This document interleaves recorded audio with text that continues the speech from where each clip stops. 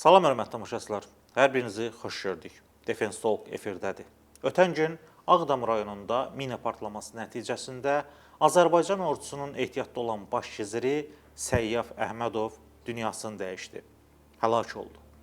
Bəlkə də şəhid oldu desək daha doğru olar. Səyyaf Əhmədov imzası, adı, soyadı sizə o qədər də tanış gəlməyə bilər. Amma əminəm ki, Gizir xanı deyəndə hər kəs söhbətin kimdən getdiyini o saat anlayacaq. Bəli, dünən Ağdamın Mirəşelli kəndində biz Səyyaf Əhmədovu itirdik. Cəmi 54 yaş yaşadı. Amma 54 yaşa 2 müharibə, 30 illik atəşkəs dönəmini sığdırdı. Ömrü cəhbələrdə keçdi. Onun haqqında yazıları oxuduqca insan sanki veteran futbolçu Asif Məmmədovun dili ilə desək, müdafiə nazirini itirmiş kimi olur. Çox ağır, samballı, eyni zamanda gözəl səsi olan bir insanı itirdik, bir döyüşçünü itirdik. Jurnalist həmkarım Səxavət Məmməd Gizir xanı ilə bir xatirəsini paylaşıb. Deyir ki, 2020-ci ilin noyabr ayının 24-ü idi. Gecə saat 2 və biz Ağdamdan çıxırdıq. Onu da qeyd edeyim ki, Gizir xanı Ağdama daxil olan və yolu açan ilk kəşfiyyatçılardan biri olub. Və bu zaman yoldaşlardan biri deyir ki, xanı, bəlkə bir Qarabağ şikəstəsi oxuyasın. Bu zaman yoldaşlardan biri deyir ki, xanı, bəlkə bir Qarabağ şikəstəsi oxuyasan. İndi də oxumayıb, nə vaxt oxuyacaqsan? Elə xanı da bu sözə bəndiymiş. Başlayır oxumağa, o incə avazı ilə. Bu zaman bir ağız oxuduqdan sonra Səxavət Məmmədin, jurnalist həmkarımızın dili dinc durmur. Deyir, ay xanı dayı, niyə bu kəşfiyyatçılar incə sənətə meyilli olurlar? Xanı dayı da hazır cavab adamı olub. Deyir ki, kəşfiyyat da elə ordunun incə sənətidir. Doğrudan da elədir. Bir çoxları partlamamış mərmiləri, sursatları, ip gətirib, nə bilim, təlimata uyğun çıxaranda o ölümdən qorxmadan öz əli ilə həmin mərmiləri yerdən çıxarıb, üsulluca, ustupcana bir kənara qoyurmuş. Bir qədər öncə sosial şəbəkələrdə bir video qarşıma çıxdı. Polis qayda pozduğuna görə xanı dayını saxlayır və ona biləndən sonra ki, Gizir Səyyaf Əhmədovdur, ona bütün hörmət, izzət, ehtiramı bildirir və əl sıxışıb yola salır. Xanı dayı həm səngərdə, həm də mülki həyatda hamı tərəfindən sevilirdi. 44 günlük vətən müharibəsini görmüşdü və əsgərlərlə çox gözəl söhbətlər eləyib ölüm qorxusunu ondan uzaqlaşdırırdı. Və Gizir xanı eləyən bilirsiniz nə idi? Ona bu adı kim vermişdi? Özü belə nəql eləyir ki, həmin adı Azərbaycanın qəhrəman oğullarından biri Raqif Orucov verib. Çünki yaxşı səsi var idi. Hərdən deyirmiş ki, ay xanı, bir avaz oxu. Bəlkə də Xan əmiyə bənzədirdilər, Xan Şuşunskiyə. Deyirdilər ki, bir ağız oxu, ruhumuz dincəlsin. Gizir xanı həmişə Raqif Orucovun bu xahişini çox istəklə, canla başla yerinə yetirirmiş. Amma həmin vaxtlar bilmirmiş ki, Raqif Orucovun anası da Ağdamın bütövlüyü uğrunda gedən döyüşlərdə şəhid olub. Düşmən gülləsinə tuş gəlib. Və Gizir xanını eləyən məsələlərdən biri də bilirsiniz nə idi? Ağdam rayonu işğaldan azad olunanda 2020-ci ilin noyabr ayının 20-sində ilk Ağdam məscidinə qalxan Gizir xanı idi. İlk dəfə oradan azan yerinə Qarabağ şikəstəsi oxuyan da Gizir xanı idi. Gizir xanı ondan soruşanda ki, niyə azan vermədin, Qarabağ şikəstəsi oxudun? Çox səmimi və sadə cavab verib. Azan oxumağa mənim qabiliyyətim çatmır. Qabiliyyətim çatan isə az-çox Qarabağ şikəstəsidir.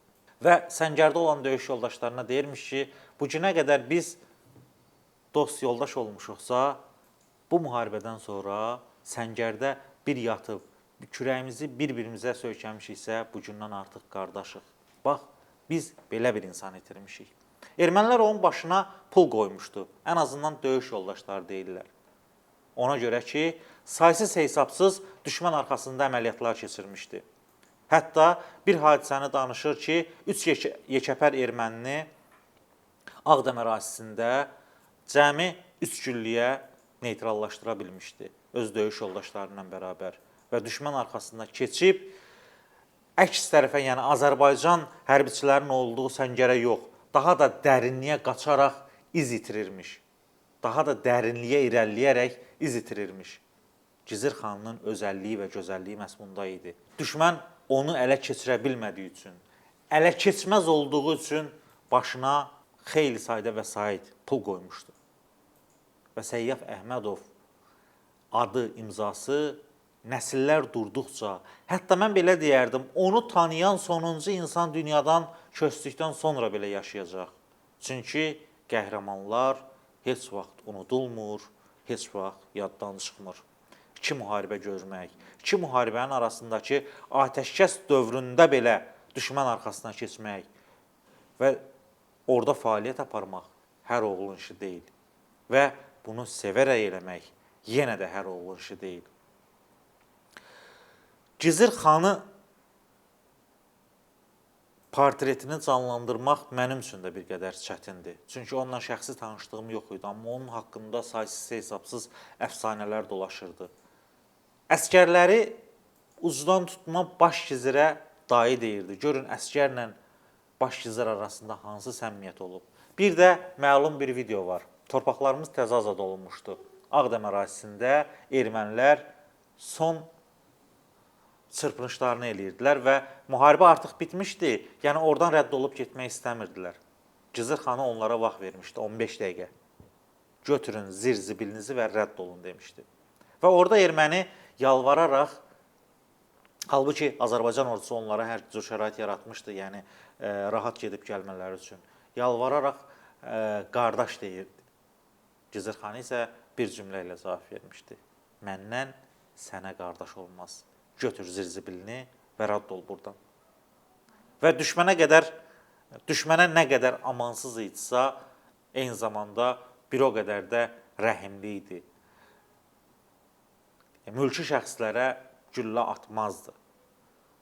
Gizir xanı bu idi. Azərbaycan xalqının, Azərbaycan oğlunun bütün keyfiyyətlərini özündə birləşdirmişdi.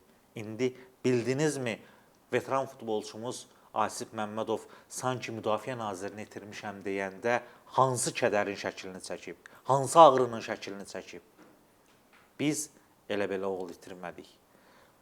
Su sənəyi suda sınır deyib atalar. O, döyüş meydanında dünyasını dəyişmədi.